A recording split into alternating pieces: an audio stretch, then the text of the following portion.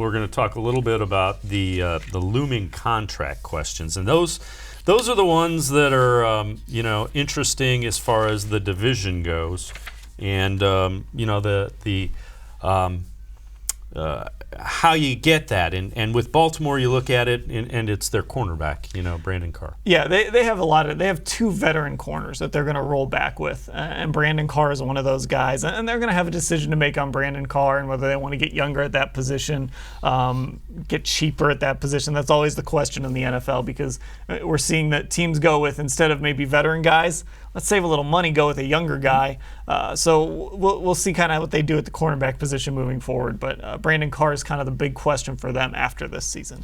And when we get to the Bengals, it's somebody who we've kind of touched on, Cordy-Glenn, a guy that is going to be counted on that offensive line, which did not have a good year last year. Yeah, he's a guy they traded for last offseason. Played him at left tackle. Like I said, he obviously wasn't good enough to prevent them from drafting a left tackle instead of maybe a quarterback or something like that in the first round. So he was originally going to slide back into guard, and this is a guy that's getting paid like a tackle. Now, it's a good thing they hung on to him, because they're going to need him to slide back out to left tackle again.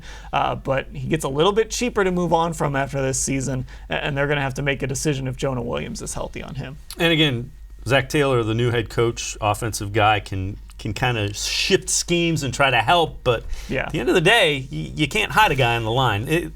Browns, Jarvis-Landry. This is one that kind of pops out as well. Yeah, Jarvis, the guy that they brought in, signed that 5-year, $75 million extension. But the thing about the NFL, every contract is basically a 2 or 3 year contract. And just throw away the last few years. Teams can make decisions off that. They guarantee a bunch of money up front. That's what they did with Jarvis-Landry. After this season, I can't recall the exact numbers off the top of my head, but if they decide that Jarvis-Landry is too much money, especially because they're paying Odell Beckham a lot of money, they can decide, you know what?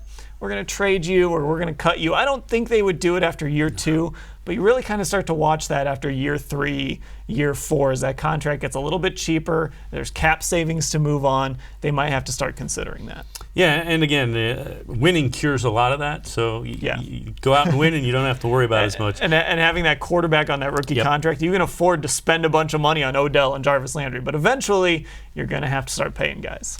And then Pittsburgh-Steelers, our old buddy, Joe-Haden. Familiar name? Yeah, Joe-Haden. In the last year of his contract, very strange to see a couple weeks ago the headlines that he wanted to retire as a Pittsburgh Steeler. Who would have thought like 5 years ago that we would see that headline with Joe-Haden wants to retire a Pittsburgh Steeler?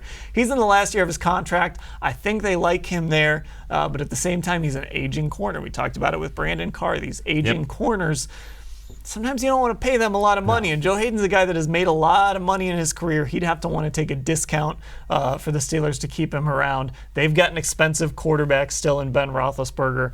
So I'm curious to see what they want to do with Joe-Haden. I saw the other day that there's not really any movement as far as a new contract is concerned.